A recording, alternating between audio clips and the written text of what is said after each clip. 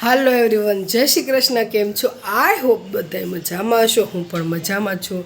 કરાવી દઉં થોડાક દૂરથી માતાજીના દર્શન. અને માધવ હમણાં થોડાક દૂરથી જ કરાવવા પડશે 4-5 દિવસ. અને બસ કેમ છે બધા? બીજી વખત ચા નાસ્તો કરવા બેસવાનો છે, બીજી વખત. કેમ કે સવારનો નાસ્તો કંઈક 7 વાગે જેટલો, 7 વાગે ને 6-6:30 અરાઉન્ડ થઈ ગયો હતો.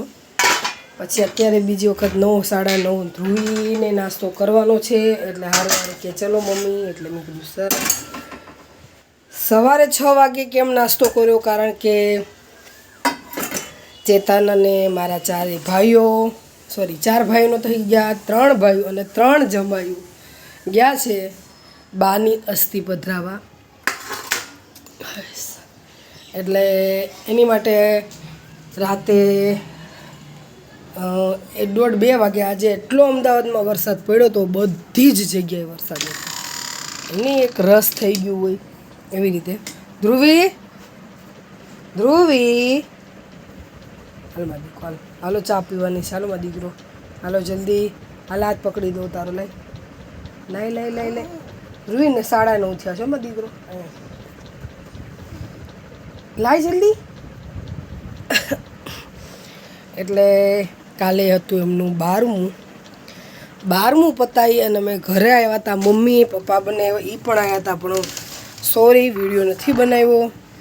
અને થાકી જ ગયા છે બધા. 2-3 દિવસનો એટલો ઉજાગરો છે. ત્યાં એટલા બધા જાગ્યા, ફૂલ બધાએ મસ્તી કરી, ભજનો ખૂબ ગાયા, બાને ખૂબ યાદ કર્યા. અને સારું કામ એક પણ મારા હું તમે વિડીયો કંઈક 6-7મા દિવસે મેં બનાવ્યો હતો ને, મૂક્યો નથી. હું મૂકીશ. ત્યારે કીધું હતું કે વરસાદનું બહુ એક છાંટો નહીં. જોવો તો કેટલી ગરમી, એમ થાય કે ઓહો પડશે તો આમ ઊભો જ નહીં રહે એવી રીતે. પણ કંઈ જ થયું નહીં. કામ બહુ સરસ રીતે કામ બધું પૂરું થઈ ગયું હતું. અને એના બીજે દિવસે વરસાદ પડ્યો. હા વરસાદ એટલે એવો એમ કે ગાંડો વરસાદ પડ્યો. પણ નાવા જવાય એવું હતું નહીં. કારણ કે રાતે 12:30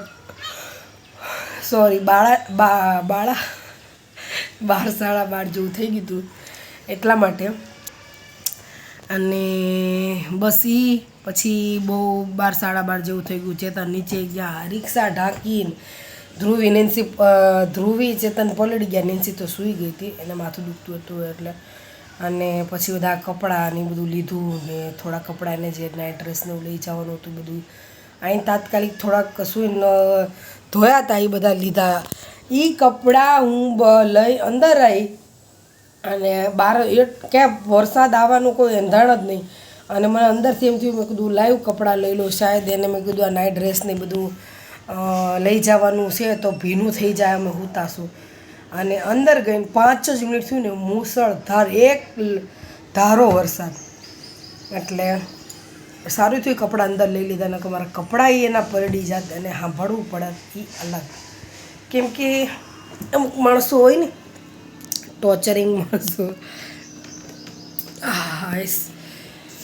પગ ભરાઈ ગયા છે.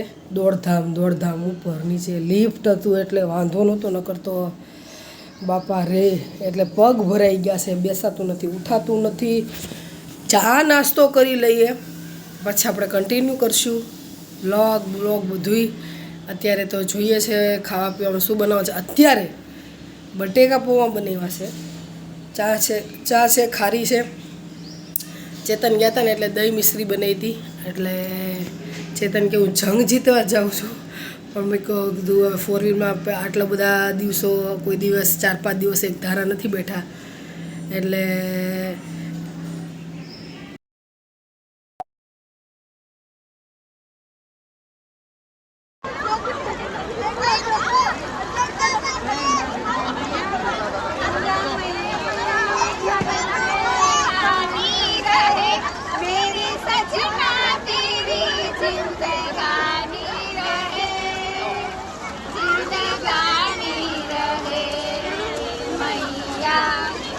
Ganga